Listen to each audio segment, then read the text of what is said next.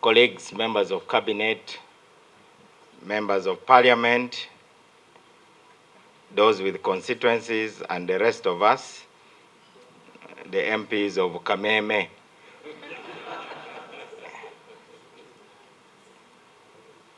Dear friends, Madam Speaker, I want to thank Parliament for keeping Jacob Oulanyah alive.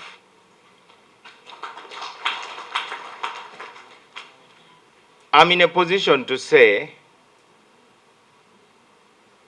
that the Parliament and the Speaker have grown.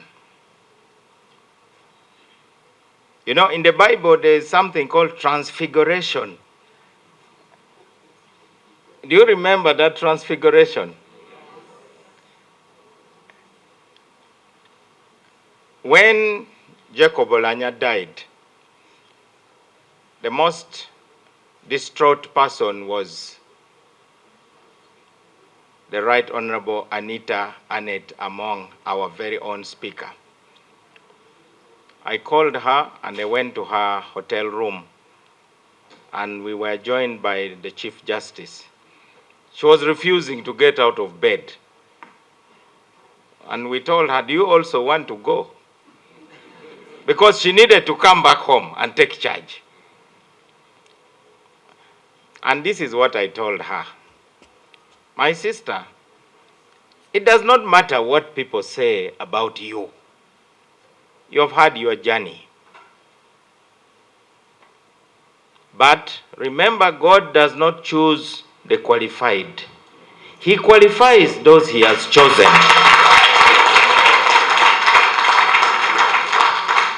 In fact, all those characters that our preacher spoke about were not qualified by the standards. Moses was not eloquent at all. The worst speaker on earth, a stammerer. Even with Peter, who was anointed by Jesus, he was not really the kind of believer. He always had a plan B. Remember, even the night Jesus was arrested, he carried a knife. Now, that's not a person who is ready for spiritual warfare. He was preparing for another kind of war. And indeed, when his master was attacked, he quickly got his knife and cut off somebody's ear and looked at his master expecting a nod of approval.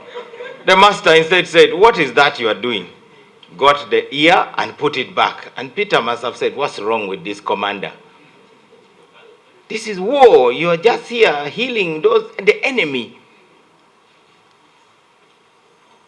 Even rejected Jesus 3 times.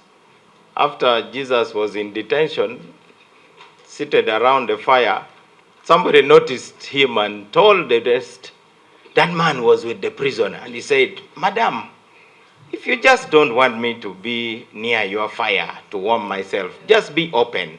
But surely you can't associate me with that prisoner. Denied Jesus 3 times. Indeed, he was lifted up after the resurrection when Jesus asked him, do you love me 3 times?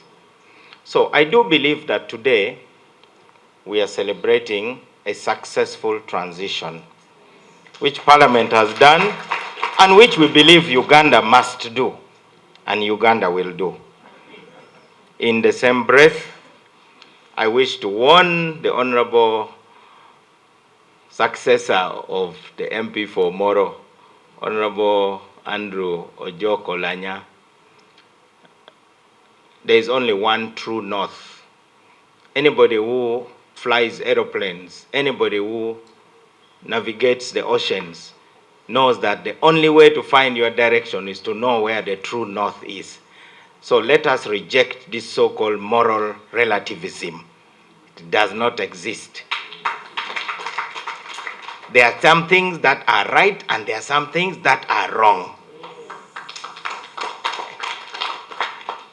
I think what you are trying to say is that we live in a world where there's moral relativism. That one is true. But let's reject it. By your own actions, Madam Speaker, you have drawn a firm line. A straight line can only be used, can only be determined by a ruler. If I draw a line by my hand, you bring a ruler. Otherwise, any crooked line will be acceptable as a straight line. So, in the cabinet, we are having some discussions, and I believe the Honorable Yomunsi will come on board as the leader in communication to prepare talking points to communicate what Uganda stands for. Because some of you are likely to go into hiding or biting your tongues or start apologizing. It is the duty of it is possible when you are cornered. It is our duty to equip you the way reverends are equipped when they are going among pagans to communicate the word, because you are communicating among non-believers. When I hear people they say, whether you are gay or straight, the opposite of straight is not gay, it is crooked. That's what the opposite is. We love all human beings. Uganda is not homophobic. There is nowhere in Uganda where people are running around killing gay people. But some of us have asked that if we went to those foreign countries and tried to teach them a new way of life and say you can have one father and 6 mothers, would they allow us publish a textbook with that? I doubt. Therefore, it is important. But our worldview, in a country where our motto is for God and my country, is from a Christian point of view, at least for most of us, a godly point of view. And this brings even the Muslims, who also celebrate Jesus as Prophet Isa. Finally, I want to thank our preacher for a very powerful message. Madam Speaker, when you come here, please read and believe in Luke 4:18. That one is the one which says, the Spirit of the Lord is upon me, just in case you have forgotten. It is somewhere between Genesis and Revelations. That's where you can locate it. Because when you say it while standing before us, believing it, then you'll actually celebrate the gift that you have. You are not the one presiding. You are an instrument. And once you realize that, then you are not going to be afraid. Because it is human to be afraid.